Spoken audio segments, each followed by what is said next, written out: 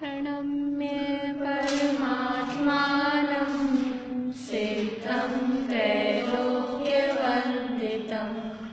स्वाभाविकचिदानन्द स्वरूपं निर्मलाव्ययं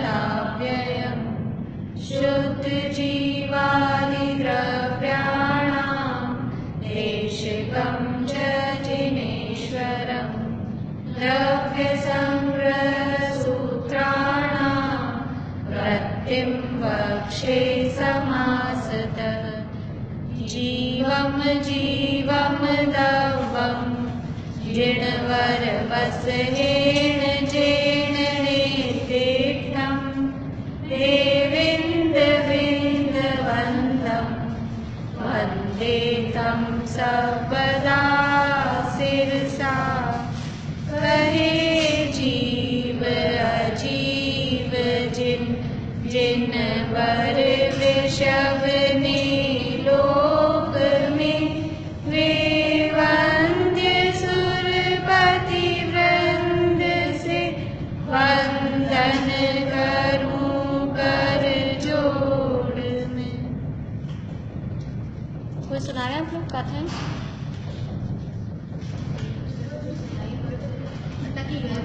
तो पाठ कर लिया ना आप लोगों ने? तो आगे बढ़ते हैं फिर अपन।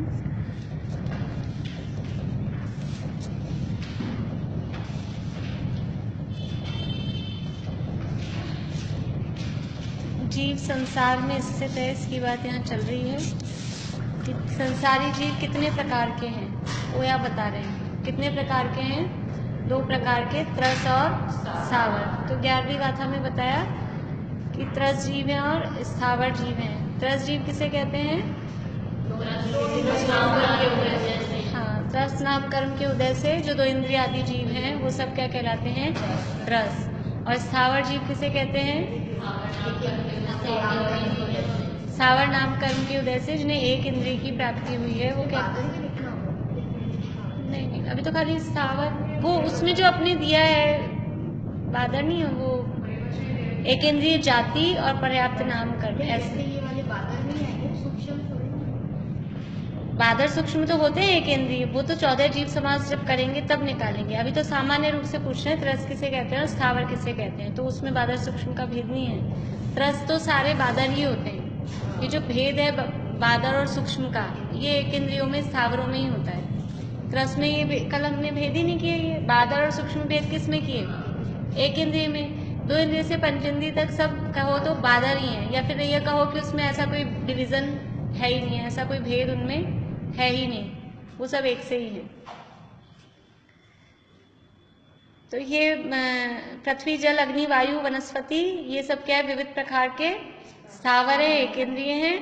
और आगे जो 2, 3 और 4 और 5 इंद्रिय जीव हैं वो सब क्या हैं? त्रस हैं। और उनके उदाहरण क्या बताए? शंख आदि। तो शंख, चींटी, मक्खी, मच्छर, भंवरा ये सब उसके उदाहरण हैं। क्या पूछ रहे हैं आप?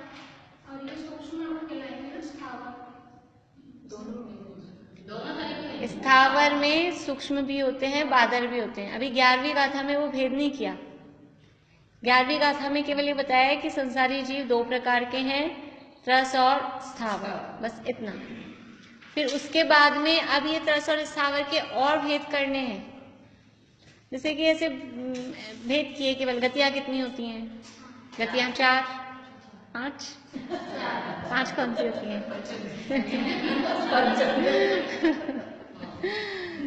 गतियां 4 होती हैं। तो मनुष्य गति सामान्य रूप से 1 है, लेकिन फिर मनुष्यों के भेद होते हैं कि नहीं होते? मनुष्यों के भेद होते हैं, कौन से होते हैं? आर्याम्लेच्छाश्च, आर्याम्लेच्छ ये भी एक अलग डिवीजन है।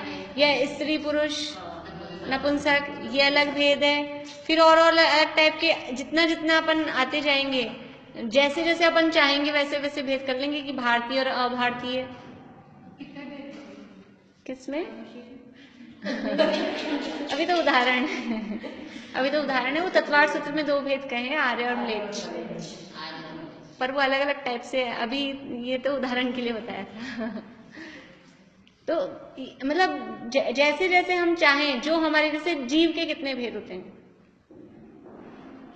दो होते संसारी, लेकिन छेड़ाला में कितने भेद किए जीव के? 3, बहिरात्मा, अंतरात्मा और परमात्मा।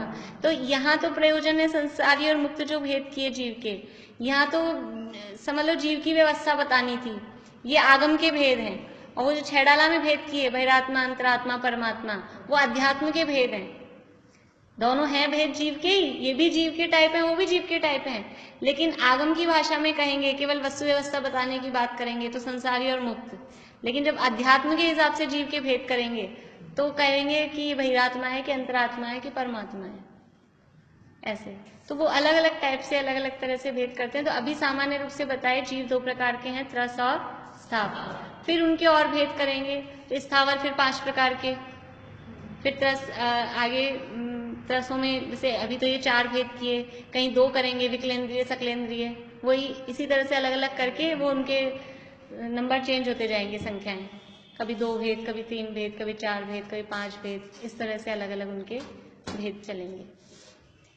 देखिए कल हमने 12वीं गाथा पढ़ी थी, एक बार बोलते हैं गाथा, एक साथ बोल लेंगे सब। समणामणाणेया पंचेन्द्रियनिम्मणा परे सव्वे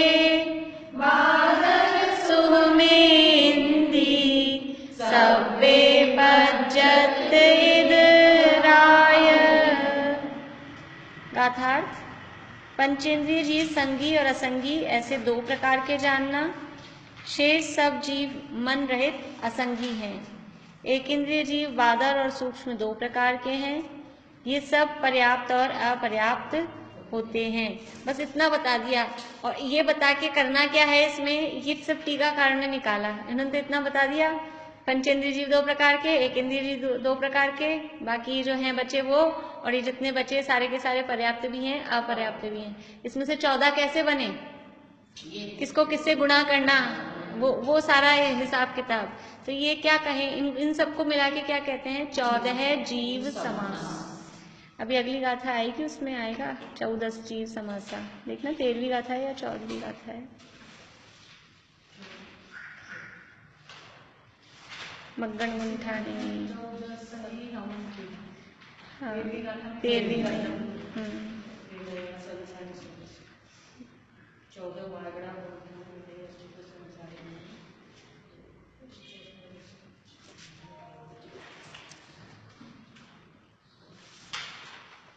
चलो तो आगे बढ़ गए ना टीका इसकी, पेज चला गया मेरा इसका।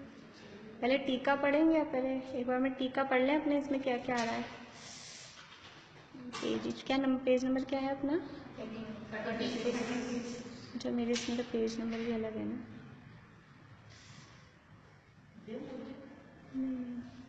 वो हाथ नहीं लगाना ना, फिर किसी की डेथ हुई है हमारे, ये चक्कर चलता ही रहता है।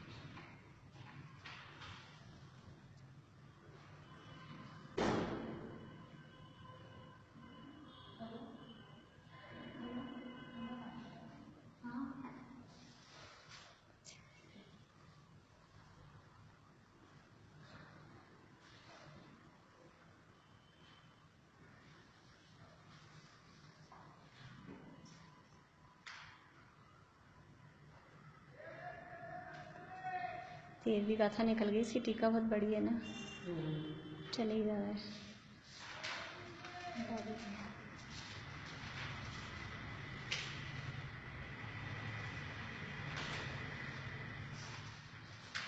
चलिए टीका। समणा अमणा, समस्त शुभाशुभ विकल्प रहित, परमात्म द्रव्य से विलक्षण, अनेक प्रकार के विकल्पों के जाल रूप मन है। मन कैसा है, विकल्पों के जाल रूप। और वो विकल्पों के जाल रूप किससे विलक्षण है, कि परमात्म द्रव्य, और वो परमात्म द्रव्य कैसा है? वो विकल्पों से रहित है, समस्त शुभाशुभ विकल्पों से रहित परमात्म द्रव्य। जो हमारा आत्मा है, शुद्धात्मा है, वो तो है समस्त प्रकार के शुभ हों अशुभ हों, विकल्प इसी टाइप के हैं, या तो शुभ विकल्प है या अशुभ। तो शुभाशुभ विकल्पों से रहित है, आत्मा का स्वभाव शुभाशुभ विकल्पों से रहित है। और जो मन है वो कैसा है?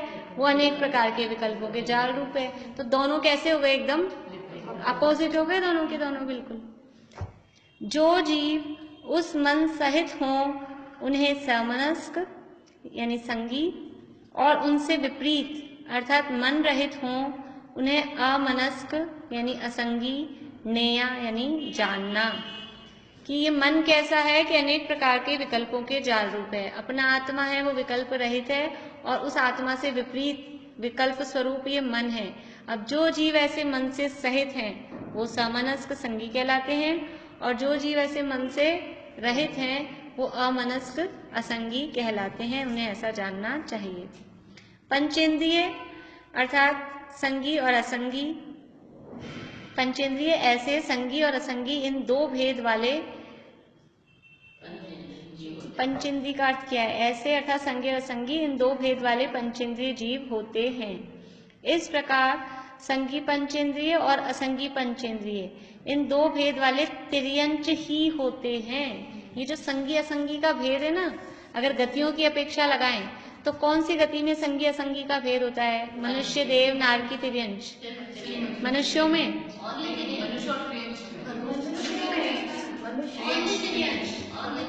मनुष्य सारे संगी ही होते हैं, देव भी सारे संगी ही होते हैं, नारकी भी सारे संगी ही होते हैं। ये संगी असंगी का भेद किस में पड़ रहा है? केवल तिर्यंचों में। कहने में कहा हमने पंचेंद्रिय जीव दो तरह के हैं, कॉमन रूप से कहा, लेकिन अब उसमें विशेष बता रहे हैं कि पंचेंद्रिय भी चार गति के हैं। तो चारों गतियों के पंचेंद्रिय संगी असंगी नहीं होते, केवल तिर्यंच गति के जो जीव हैं उसमें ही संगी असंगी भेद होता है।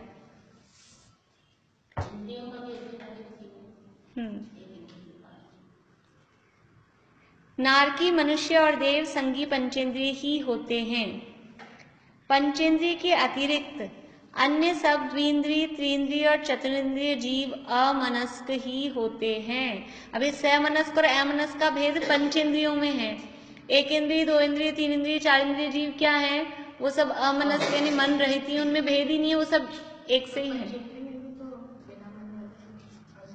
हाँ, तो वही तो बोला कि पंचेंद्रिय में तो दो भेद हैं, मन वाले और बिना मन वाले, लेकिन एक से चार इंद्रिय में ऐसे दो भेद नहीं है, वो तो एक ही टाइप के हैं, सारे के सारे ही बिना मन वाले ही हैं। बादर और सूक्ष्म एक इंद्रिय जीव हैं, वे भी 8 पाखड़ी वाले कमल के आकार वाला जो द्रव्य मन और उसके आधार से शिक्षा, वचन, उपदेश आदि को ग्रहण करने वाला जो भाव मन, इन दोनों से रहित होने के कारण असंगी ही हैं। अभी तो 2, 3 और 4 इंद्रिय के लिए कहा था। अब जो एक इंद्रिय हैं, एक इंद्रिय मन सहित होते हैं कि मन रहित होते हैं? एक इंद्रिय भी मन रहित होते हैं, उनके ना द्रव्य मन है ना भाव मन है। एक इंद्रियों के दो भेद हैं, एक बादर एक इंद्रिय और एक सूक्ष्म एक इंद्रिय। और उनके कौन कौन सा मन नहीं होता? द्रव्य मन भी नहीं और भाव मन भी नहीं। तो द्रव्य मन का लक्षण बता रहे हैं यहाँ, 8 पाखड़ी वाले कमल के आकार वाला। ये द्रव्य मन का आकार बताया जाता है, पांचों ही इंद्रियों का आकार कहा जाता है। जैसे नेत्र इंद्रिय का आकार जो अपन ने तत्वार्थ सूत्र में दूसरे अध्याय में पढ़ा था, द्रव्येंद्रिय और भावेंद्रिय, निवृत्ति और उपकरण द्रव्येंद्रिय है, लब्धि और उपयोग भावेंद्रिय है। तो वो रचना जो आत्म प्रदेशों की और पौद्गलिक जो रचना है, तो नेत्र इंद्रिय की रचना, नेत्र इंद्रिय का आकार क्या है? ये नहीं है नेत्र इंद्रिय का आकार, ये तो सब उपकरण है। नेत्र इंद्रिय का आकार है मसूर की दाल के आकार का। घ्राण इंद्रिय का हाँ जी, खुरपे के आकार का है रसना इंद्रिय का। और जो की नली का है कर्ण इंद्रिय का या घ्राण इंद्रिय का। ऐसे अलग अलग आकार हैं, थोड़ा कंफ्यूज हो रही हूँ मैं भी। और स्पर्शन इंद्रिय में पूरा शरीर इस तरह से वो आकार है। तो ऐसे ही मन का क्या आकार है? मन भी बस कहने का ही मन है कि कुछ होता भी है, तो मन भी वास्तव में पौद्गलिक होता है। वो 8 पंखुड़ी वाले कमल के आकार का, जैसे 8 पंखुड़ियां जिस कमल में हो, कमल का फूल बनाओ 8 पंखुड़ी वाला, और ऐसे आकार का मन, द्रव्य मन, पौद्गलिक मन तो ऐसा होता है। ये हृदय स्थान में, जहाँ अपना हार्ट जहाँ कहा जाता है, उस जगह वो मन नहीं, वो तो श्रीवस्त्र चिन्ह होता है। मूर्तियों में जो ये चिन्ह होता है ना, ये हृदय स्थान पे से डायमंड शेप का जो होता है, वो तो श्रीवस्त्र चिन्ह होता है। ये तीर्थंकरों का होता है, तीर्थंकरों की पहचान के लिए कि ये प्रतिमा तीर्थंकर की है। तीर्थंकरों के शरीर पे 1008 चिन्ह का हुआ लक्षण होते हैं, उसमें से 108 तो विशेष होते हैं और 900 सामान्य, तिल वगैरह ये जो होते हैं ये तो कहलाते हैं सामान्य चिन्ह। और कुछ कुछ कोई स्वस्तिक बना होता है, आप देखो कभी कभी गौर से देखेंगे ना, ये हाथों पे भी बने होते हैं कुछ प्रतिमाओं पे, तो पूरे शरीर में सारे शुभ चिन्ह होते हैं कुछ ना कुछ। अभी अपन तो समझ लो हीन काल में जन्मे और ऐसे ही हैं, तो अपने नहीं दिखते, वरना कहीं कहीं कहते हैं कि कुछ बच्चों को ही मतलब ऐसे होते हैं ना, कुछ महापुरुष टाइप के है कि इनके यहाँ एक ऐसे तिलक दिखाई देता है, या कुछ बच्चों के लिए ऐसा कहा जाता है, तो वो तो फिर भी वो आभास मात्र होता है। पर तीर्थंकरों के शरीर में ऐसे चिन्ह ही होते हैं, जैसे हमारे भी होते हैं, तिल मत से ये क्या लहसन, ये इस टाइप के होते हैं, तो वो शुभ अशुभ का पहचान करते हैं ना, उसे यहाँ है तो अच्छा है, मुट्ठी में बंद हो रहा है तो अच्छा है, पैसा आएगा ऐसा कहते हैं। तो तीर्थंकरों के वो एक श्रीवस्त्र चिन्ह होता है, श्रीवत्स नाम का एक चिन्ह ये होता है। तो जो हम प्रतिमाओं के दर्शन करते हैं, अब यहाँ एक साथ प्रतिमाएं रखी हैं एक के आगे एक, तो आपको वो तो दिखता नहीं है चिन्ह, जो 24 तीर्थंकरों के चिन्ह वो नहीं दिखाई देते। तो अब ये प्रतिमा तीर्थंकरों की है या सामान्य अरहंतों की है, तो इससे पता लगता है ये जो चिन्ह बना होता है ये श्रीवत्स चिन्ह है, तीर्थंकर की प्रतिमा है। इसलिए मतलब वो उनके विशेष लक्षणों में बनाया जाता है, वो मन का प्रतीक नहीं है। तो 8 पाखड़ी वाले कमल के आकार वाला ये तो द्रव्य मन होता है। और भाव मन किसे कहते हैं कि उस द्रव्य मन के आधार से शिक्षा, वचन, उपदेश आदि को ग्रहण करने वाला, यानी उस शिक्षा, वचन, उपदेश को ग्रहण करने की जो शक्ति है उसका नाम है भाव मन। ग्रहण करने वाला मतलब वो शक्ति, कि कोई किसी को शिक्षा दे रहे हैं, किसी हम छोटा सा बच्चा होता है हमारा 6 महीने का भी, और उसको सिखाते हैं आइज कहाँ है, बताओ आइज कहाँ है, फिर वो सीख जाता है ये आइज है। वो कैसे सीख रहा है कि उसमें ये शिक्षा को ग्रहण करने की शक्ति है। क्यों? क्योंकि उसके अंदर मन है। आप चींटी को सिखाओ, मक्खी को सिखाओ, मच्छर को सिखाओ ये आइज है, आइज है, वो मन नहीं है, वो सीख नहीं सकते। शिक्षा और उपदेश ग्रहण करने की शक्ति को संज्ञा, संगी क्यों कहते हैं संगी, संगी मतलब संज्ञा से बना है। शिक्षा और उपदेश ग्रहण करने की शक्ति को संज्ञा कहते हैं। एक संज्ञा और आया था पहले अभी, वो संज्ञा का अर्थ क्या किया था? वहां संज्ञा का अर्थ क्या किया था? वहां संज्ञा का अर्थ है इच्छा। एक ही शब्द के अनेक अर्थ होते हैं, एक लोक व्यवहार में अपनी संज्ञा सर्वनाम चलती है, वहां संज्ञा का नाउन, वो नाम के अर्थ में है संज्ञा। तो एक ही शब्द के अलग अलग अर्थ होते हैं, तो अपन वो वाली संज्ञा को यहाँ संज्ञा में लगाएंगे तो नहीं बनेगा। यहाँ संज्ञा का अर्थ है संगी, संगी का मतलब है शिक्षा और उपदेश ग्रहण करने की शक्ति, वो संज्ञा। तो ये जो शक्ति है वो कहलाती है भाव मन। दूसरे शब्दों में कहें तो शेयोक्षम ज्ञान, उतना ज्ञान का उघाड़, शिक्षा और उपदेश को ग्रहण कर सकें इतना शेयोक्षम ज्ञान का उघाड़। अब किसी को उपदेश दो, चींटी को, हे जीव तो जीव है क्यों संसार में ढूंढ रहा है, उसको उपदेश कहानी नहीं है पहली बात तो, और उसको उपदेश नहीं समझ में आएगा। ये शिक्षा और उपदेश को ग्रहण करने की शक्ति। इसीलिए किसी को यदि हम बहुत समझाएं मनुष्यों में और वो नहीं सुने तो क्या कहते हैं कि तुम्हारा दिमाग, बुद्धि, ऐसे कहते हैं ना, बुद्धि हो तुम्हारे में, विवेक है, हितहित का विचार कर सकते हो ना। जो अपने हितहित का विचार कर सकता है उसी को समझाया जाता है। पेड़ पौधों को कौन समझाने बैठता है? जिसमें बुद्धि नहीं है, समझ ही नहीं है। इसी से कहावत बनी है, भैंस के आगे बीन बजाना। मतलब भैंस सबसे, यानी सब असंगी नहीं है, लेकिन सबसे मोटी बुद्धि भैंस की, मोटी मतलब कुछ जिसको समझ नहीं पड़ता हो, वो भैंस की कही जाती है। तो वो उसको जैसे उसको कुछ, हाँ, उसको अपने हिताहित का विवेक नहीं होता, उसकी खाल भी मोटी होती है, उसकी बुद्धि भी मोटी होती है भैंस की। नहीं, असंगी नहीं है भैंस, असंगी नहीं है, सैनी पंचेंद्रीय है। लेकिन फिर भी कुछ लोग होते हैं ना जिसे कम समझ में आता है, समझ बुद्धि है लेकिन समझना नहीं चाहते हैं, बुद्धि लगाते नहीं है, तो वो भैंस ऐसी होती है आलसी टाइप की, समझना नहीं चाहती है। तो यानी कि जिसको समझ में नहीं आ रहा उसको क्या समझाओ, तो जिसको समझने की शक्ति नहीं है उसको समझाया नहीं जाता, जिसको समझने की शक्ति है उसी को समझाया जाता है। इसीलिए जिनवाणी में जितने भी उपदेश दिए जाते हैं वो एक तो मनुष्य ही, समझने वाले भी मनुष्य हैं, समझाने वाले भी मनुष्य हैं, तो मनुष्यों की मुख्यता से ही कथन किए जाते हैं। तो इनके मन इंद्रियावरण का पूरी तरह ही अभाव हो गया। किसके? जिनके अमनस्क वालों के मन इंद्रियावरण का अभाव नहीं, उदय है। उदय है, इंद्रिया आवरण कर्म का तो उदय है, हमारे शेयोक्षम है। अभाव तो अनंत बनने पर होगा, अनंत बनने पर होगा ना कर्म का अभाव। मन इंद्रियावरण यानी मन ज्ञानावरण, मति ज्ञानावरण कर्म है, उस कर्म का उदय है, इसलिए वो प्रकट नहीं हो रही चीज। ये तो मन की शक्ति होती है क्या? किसकी? जो कहाँ है? शक्ति नहीं है ना, कर्म का उदय इसलिए शक्ति तो नहीं है, कर्म का उदय है इसीलिए तो उनकी शक्ति नहीं है ना मन की अभी। तो असंगी पंचेंद्रिय तो उनके भावमन तो है ही, द्रव्य मन भी बना हुआ है।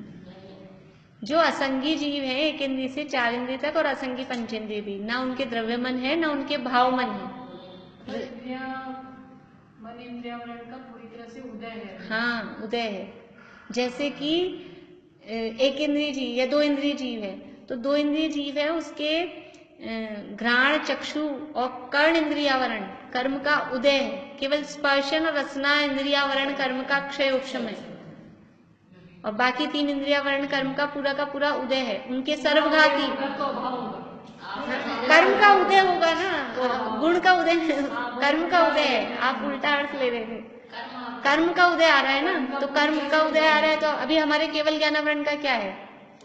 अभाव है। आपके हिसाब से तो अभाव हो गया, लेकिन वो केवल ज्ञान का अभाव है, तो केवल ज्ञान का अभाव है, केवल ज्ञानावरण का तो उदय है, उदय है।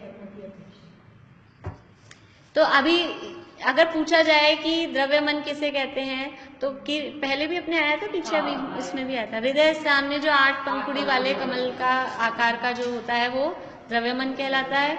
और भाव मन किसे कहते हैं कि शिक्षा और उपदेश वचन को ग्रहण करने की जो शक्ति है वो शिवक्षम ज्ञान को भाव मन कहते हैं। और इन दोनों से रहित लिखा है ना, असंगी के दोनों ही नहीं है, ना द्रव्य मन है ना भाव मन है। इन दोनों से रहित होने के कारण असंगी ही है। तो असंगी की डेफिनेशन में दोनों की ऐसा थोड़ी? हाँ, जिनके द्रव्य मन भी नहीं है और भाव मन भी नहीं है, दोनों नहीं। उपर्युक्त प्रकार से संगी और असंगी रूप से पंचेंद्रिय के दो भेद, द्विंद्रिय तीनेन्द्रिय चतुरेंद्रिय के विकल्प, चतुरेंद्रिय रूप से विकलत त्रय के 3 भेद, और बादर और सूक्ष्म रूप से एक इंद्रिय के 2 भेद, ऐसे कुल 7 भेद हुए। आहार शरीर इंद्रिय श्वासोच्छ्वास भाषा और मन, ये 6 पर्याप्ति हैं। पहले हम पढ़ चुके हैं तीसरी गाथा के समय। पर्याप्ति किसे कहते हैं?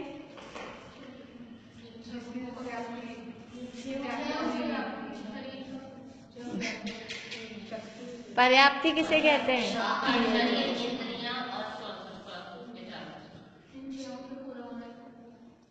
पर्याप्ति किसे कहते हैं?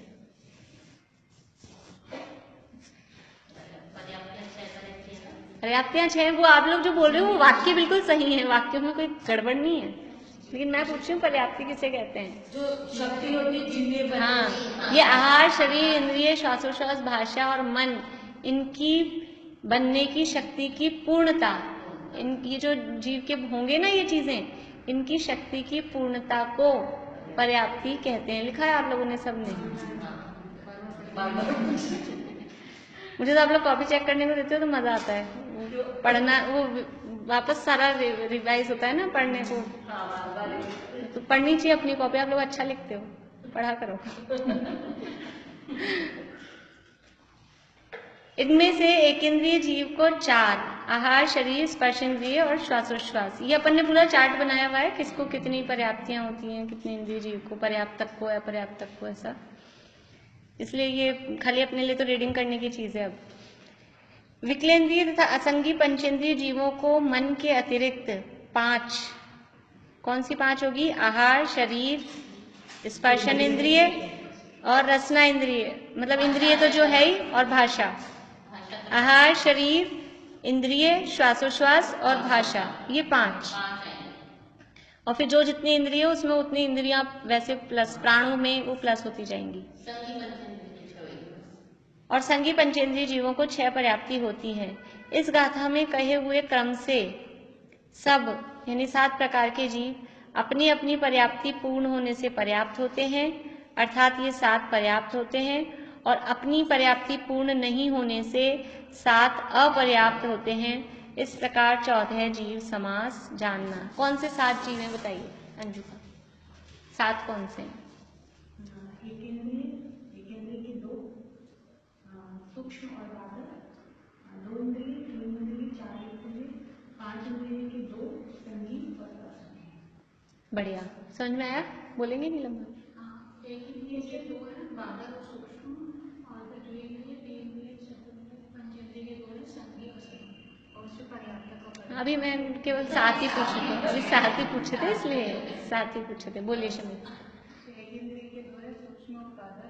तो आप खोल के बोलिए ना आराम से, पूरे 7 गिनाइए। बादल एक इंद्रिय, सूक्ष्म एक इंद्रिय, 2 इंद्रिय, 3 इंद्रिय, 4 इंद्रिय, सैनी पंचेंद्रिय, असैनी, या असैनी पंचेंद्रिय और सैनी पंचेंद्रिय, ऐसे 7।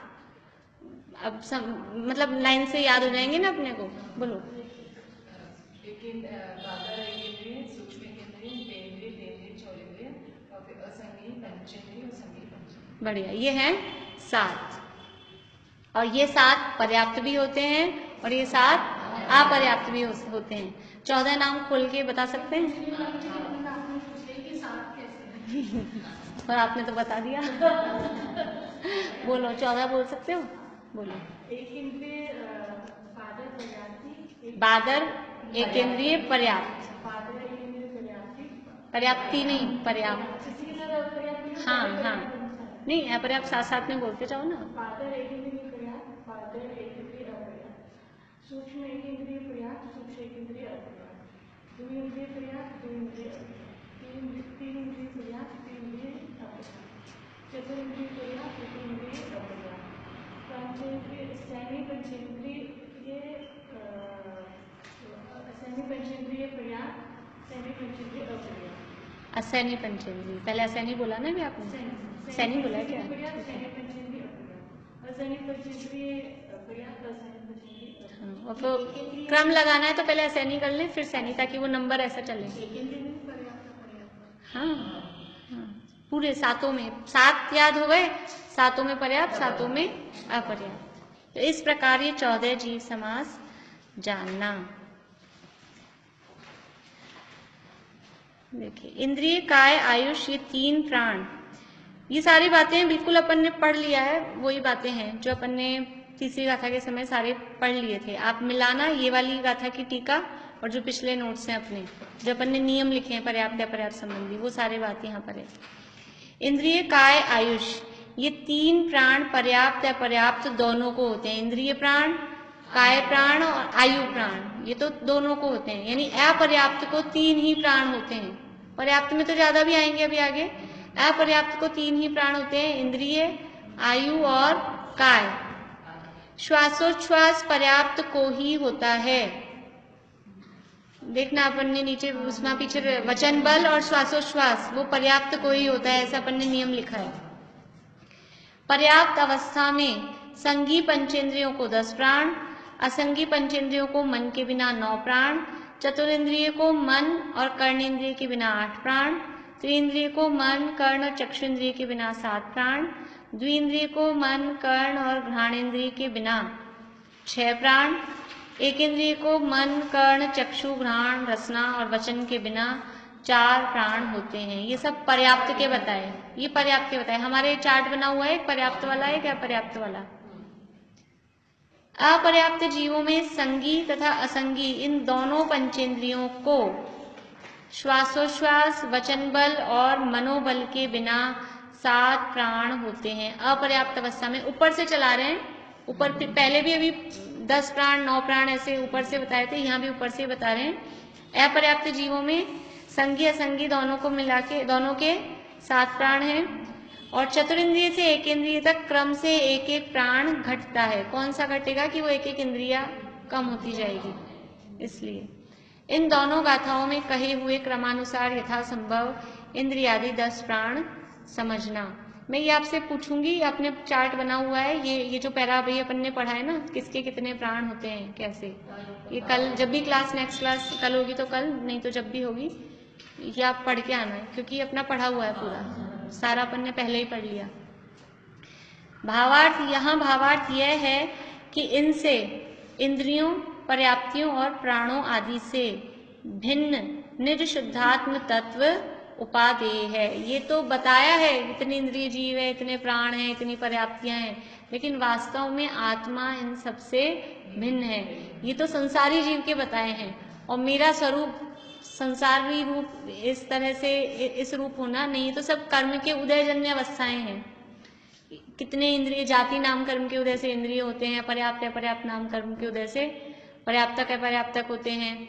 ये कर्मों के उदय की परिस्थितियां हैं, और आत्मा का स्वभाव इन सबसे भिन्न है, और इन सबसे जो भिन्न निज शुद्धात्म तत्व है वही ग्रहण करने योग्य है। ये गाथा का यहाँ पर भावार्थ दिया है। अभी तो 13वीं गाथा और है इसके संबंध में। अब अपन थोड़ा सा देखते हैं कि इसमें किस तरह से वो अलग अलग एक पैराग्राफ और है। अच्छा, हो गई ना पूरी? हाँ।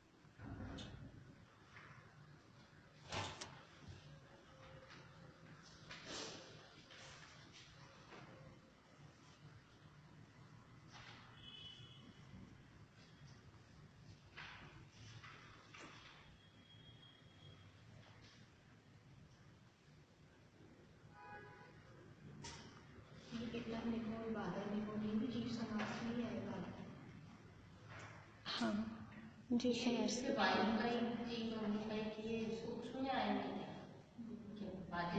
दोनों अभी हमने पढ़ा ना, एक इंद्रिय जीवों के दोनों टाइप हैं।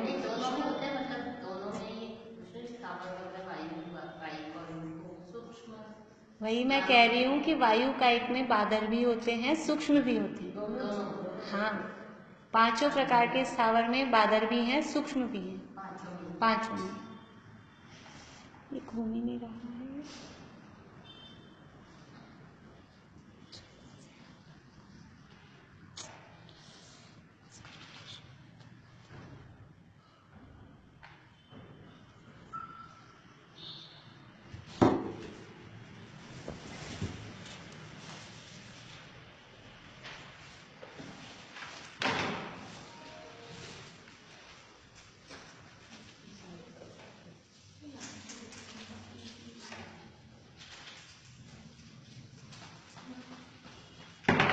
देखिए, जीव को एक करेंगे, एक भेद बनाएंगे तो जीव है, 2 भेद करेंगे तो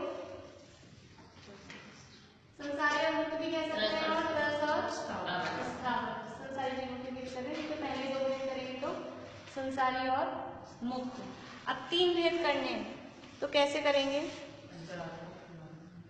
नहीं, अभी वो अध्यात्म वाले नहीं करेंगे। अभी इन जीवों के 3 भेद करने हैं तो क्या करेंगे? एक इंद्रिय, विकलेंद्रिय और सकलेंद्रिय।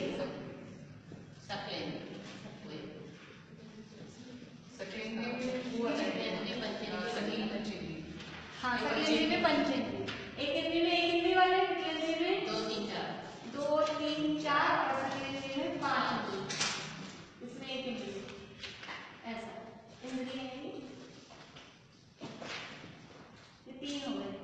अब 4 करने हैं, सकलेंद्रिय के 2 कर देंगे, केंद्रीय के भी 2 कर सकते। हाँ, हमारे पे डिपेंड करता है किसके 2 करेंगे, कैसे कैसे बताएंगे। तो यहाँ किए हैं जी, सकलेंद्रीय के कर दिए 2 भेद, संघी और असंघी। तो ये हो गए 5 नहीं 4 एक इंद्रिय, विकेंद्रिय, संघी और असंघी।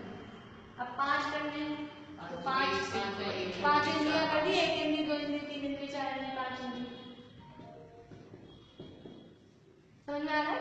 विकेंद्रिय और सकलेंद्रिय। विकेंद्रिय से एक इंद्रिय है उसका अलग निकाल दिया, और पूरी इंद्रियां कितनी होती हैं? पूरी होती है 5, उसको अलग निकाल दिया, तो बीच वालों को ले लिया विकेंद्रिय। 2 3 4 क्या होती है विकेंद्रिय? वही कह रही हूँ, विकेंद्रिय होती है 2 इंद्रिय, 3 इंद्रिय, विकल्प का मतलब है अधूरा, जिनकी इंद्रियां अधूरी हैं। एक इंद्रिय तो मिनिमम है तो उसको अलग कर दिया, और पंचेंद्रिय की पूरी है तो उसको सकल अलग ले लिया। अब ये अधूरी है तो ये स्थावर में आती है। नहीं, 2 इंद्रिय हो गया प्लस अभी हमने लट चीटी पढ़ी थी ना, 2 इंद्रिय। हाँ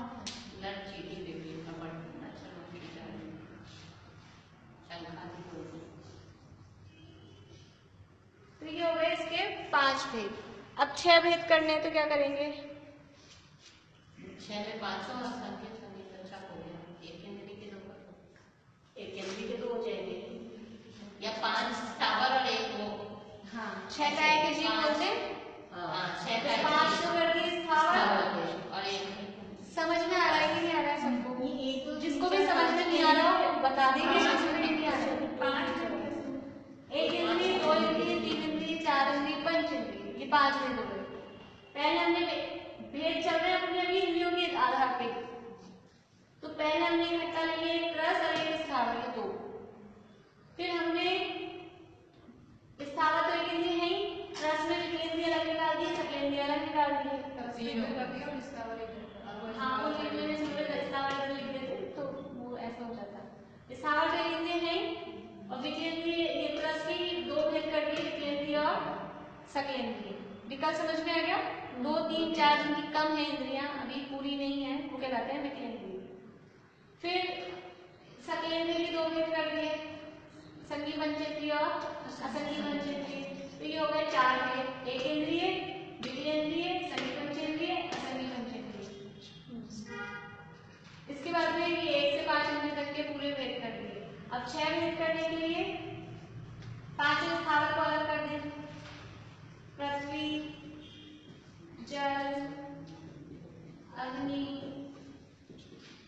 वायु, वनस्पति का एक, और फिर छठा हो गया त्रस। ये 6 भेद हो गए, पृथ्वी का एक, जल का एक, अग्नि का एक, वायु का एक, वनस्पति का एक और त्रस। त्रस को सब में को एक में ले लिया, स्थावर को खोल दिया। तो ये 6 भेद।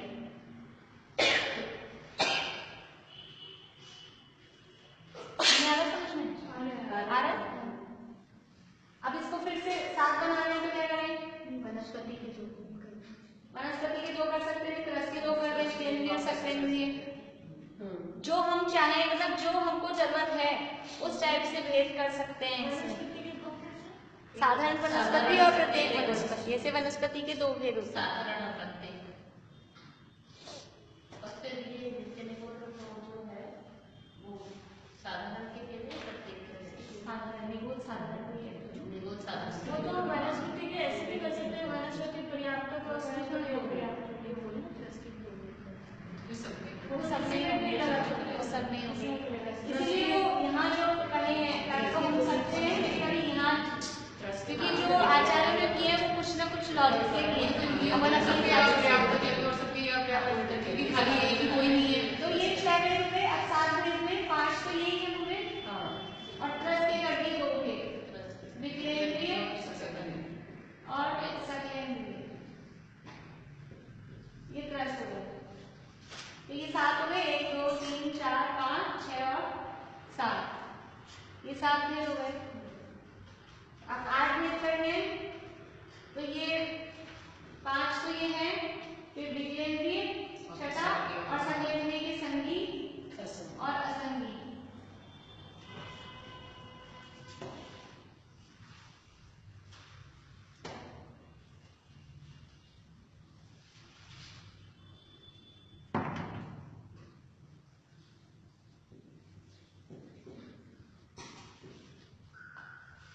समझ में आ रहा है? 1 2 3 4 5 6 7 और 8 इस तरह से।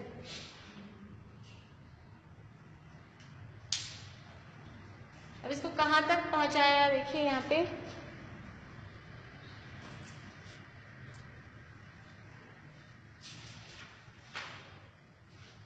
अब किसके खोले और 9 भेद करने हैं?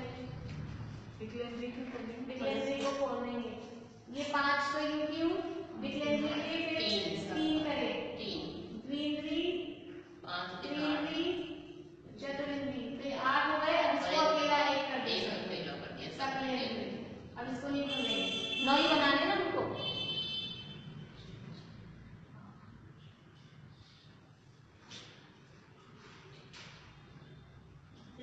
दस करने हैं तो फिर से सकेंद्री को खोल देंगे। संगी और असंगी वो तो पहले आ गए। पहले आया ना, वो ग्रुप अलग था, उसमें यहाँ एक लिया था, यहाँ भी इन 3 को भी खोल रहे हैं, बस साथ में अलग अलग साइड से ग्रुप बना रहे हैं। वहाँ विकलेंद्री को एक ही रखा था, उसमें भेद नहीं किए थे। यहाँ विकलेंद्री में भेद कर दिया, 2 इंद्री का अलग ग्रुप बना दिया। जैसे कभी ऐसा होता है ना, हमारे पास काम ये मंदिर की गुल्लक खुलती, कभी आप लोग आए सिक्के गिनने? बचपन में तो गए नहीं बचपन में शौक रहता था, आ जाते थे। तो जिसके कम है सिक्के, मान लो जिसके ज्यादा है तो अलग ग्रुप बनाते हैं। जिसके कम है, मान लीजिए कि 10 के तो मिलते हैं, अब 50 पैसे के तो मिलते नहीं आजकल, तो उनको उसी में मिला दिया, एक ही में कर दिया। ऐसा करते हैं कुछ जो कम है। तब ये पहले इनको एक ही में मिला रखा था विकलेंद्री में, अब इनको अलग अलग कर दिया क्योंकि इनकी संख्या ज्यादा हो गई समझ लो, तो इनको मिला दिया एक में। इस तरह से ये हो गया। 10 भेद हुए। 10 हुए, 11 करना है तो वनस्पति के साधारण एक और साधारण कर लेते हैं। नहीं, पहले बादल सूक्ष्म करेंगे अच्छा, अभी, क्योंकि अपने इसमें बादल स्वयं इंद्री एक इंद्री के किया था, तो एक इंद्री के 2 भेद कर देंगे, बादल और सूक्ष्म। तो फिर वो बादल पृथ्वी का एक बादल, अच्छा नहीं मेरे को तो 10 फिर अलग अलग भी तो बहुत ज्यादा हो जाएंगे। तो फिर खाली एक इंद्री में बादल सूक्ष्म करेंगे तो फिर 11 हो जाएंगे। किसी एक के लेके नहीं, ऐसे नहीं, 5 स्थावर को अलग अलग लेके बादल सूक्ष्म होंगे। पृथ्वी का एक बादल सूक्ष्म, जल का एक बादल सूक्ष्म, अग्नि का एक, और त्रस को एक, त्रस पूरा एक। जो पहले अपने किया था ना त्रस और स्थावर, उसी से खोलेंगे। तो स्थावर को अलग किया और त्रस 6 में किए थे, 6 में किए थे। इस 6 के 500 की 2 भेद कर देंगे, 2 से मल्टीप्लाई, और त्रस अकेला रखेंगे। इस तरह से 11 होंगे। फिर 12 में वही विकलेंद्री सकलेंद्री कर देंगे, यहीं से चलेगा, इसी से रिपीट होगा, आप समझ लो, ये डबल है ना? फिर सकलेंद्री के 2 भेद कर देंगे, फिर एक बढ़ जाएगा, हमसे एक ही प्लस करना है अपने को, तो फिर यही चलेगा। हाँ नहीं, अपर्याप्त पर्याप्त वाले नहीं, यहाँ अलग ही इसी टाइप से 14 चलाएंगे, यहाँ अलग टाइप से, यहाँ अलग टाइप से, हाँ इसी टाइप से चला लेंगे। पर्याप्त या पर्याप्त में ज्यादा देखो, लिख के देखेंगे ना, कभी आएगा अपने को। ये यहाँ हो गए इसके 12, नहीं यहाँ 11, इसके डबल किए, फिर इसके हो गए, इसके डबल करेंगे, और ये 2 समझ में आ रहा है? 12 से कैसे करेंगे? 12 में ये 5 की 10, 5 स्थावर, सूक्ष्म 5 स्थावर, बादल और सूक्ष्म, त्रस को 2 कर दिया। अच्छा त्रस को, ये 5 स्थावरों को बादल और सूक्ष्म से ये 2 से मल्टीप्लाई करेंगे, है ना, ये 2 हो गए, फिर 10 और 1 ये 10, फिर ये 10 है वापस से नीचे वाले, ये 11 और ये 12, यानी कि पृथ्वी का एक जल, अग्नि, वायु, वनस्पति, बादल और सूक्ष्म 10 हो गए, और उसके बाद में विकलेंद्री और सकलेंद्री, तो ये 12 हो गए, 14 तो ये है ना? फिर वापस इसमें यही पृथ्वी, जल, अग्नि, वायु, वनस्पति, बादल, सूक्ष्म 10 हो गए, विकलेंद्री 11, संगी पंचेंद्री, असंगी पंचेंद्री, तो ये 13 हो गए। फिर वापस से पृथ्वी, जल, अग्नि, वायु, वनस्पति, बादल, सूक्ष्म 10 हो गए, 11, फिर ये द्विंद्री 11, त्रिंद्री 12, चतुरिंद्री 13 और सकलेंद्री 14, इस तरह से ये 14 हो गए।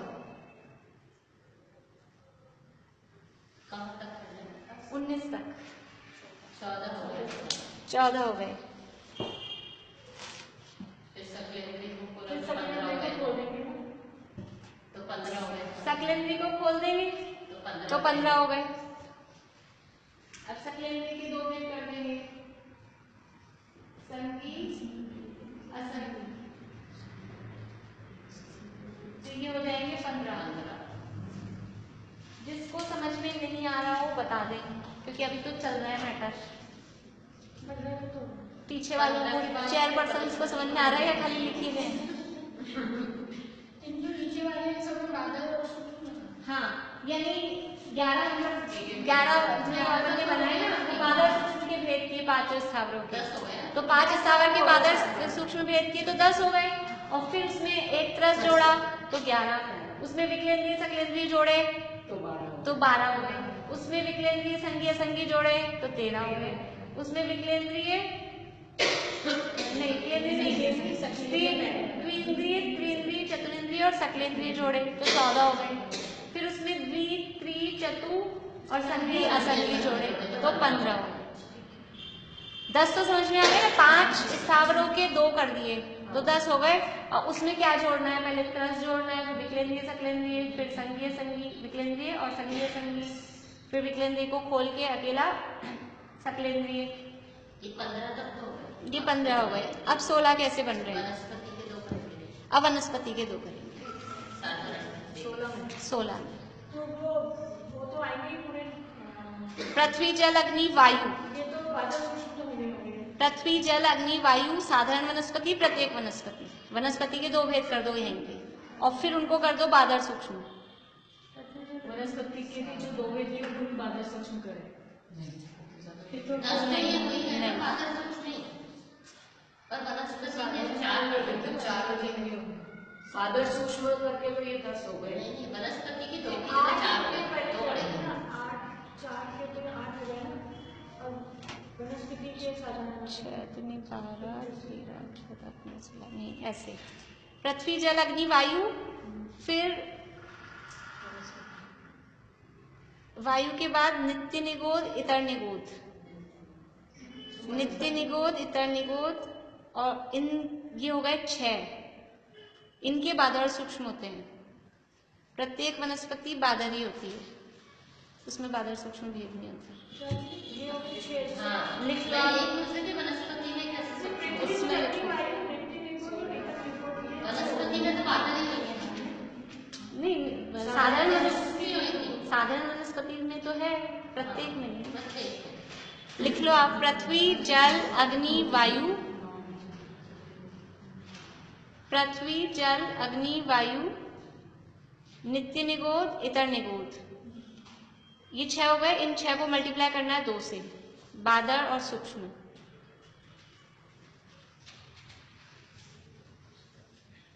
12 हो गए।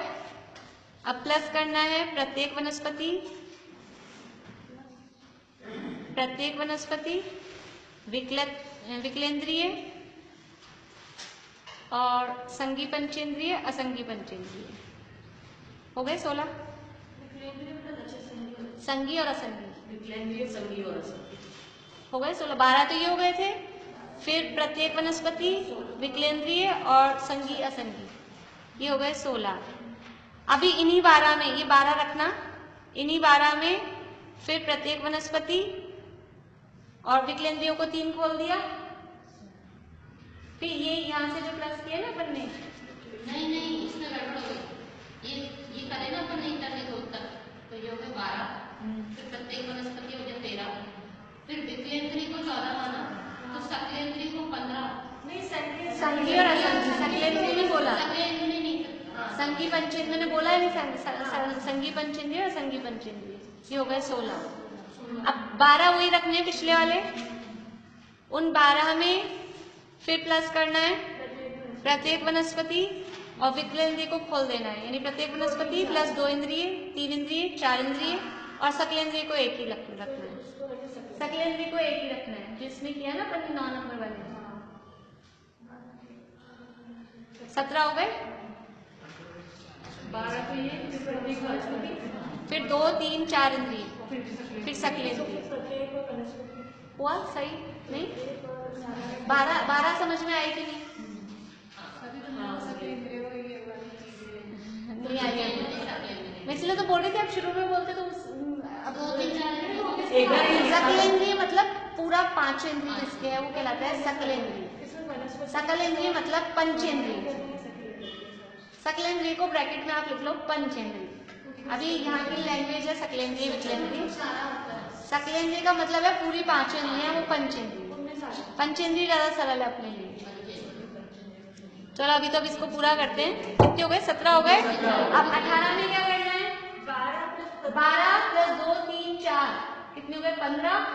फिर नहीं, प्रत्येक इंद्रिय को छोड़ दिया। हाँ प्रत्येक, सॉरी 12, फिर प्रत्येक वनस्पति, फिर 2 3 4 16 और संगी पंचेंद्रिय असंगी पंचेंद्रिय, तो 18 हो गए। उसमें भी साधारण वनस्पति अलग अलग वनस्पति।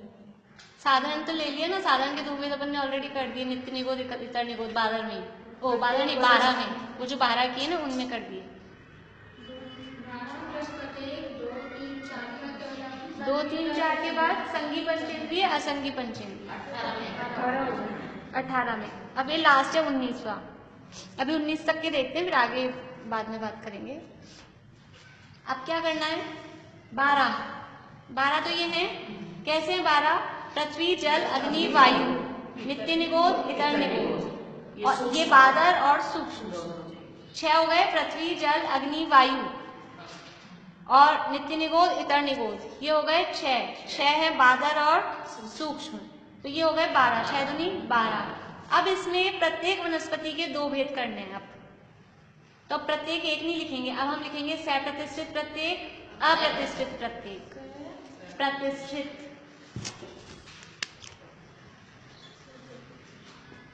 सप्रतिष्ठित प्रत्येक और अप्रतिष्ठित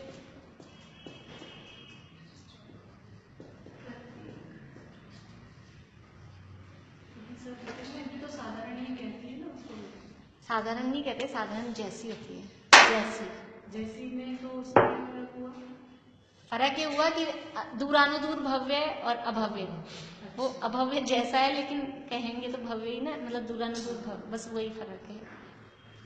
दोष उतना ही है, लेकिन है वो प्रत्येक में है, लेकिन सप्रतिष्ठित है।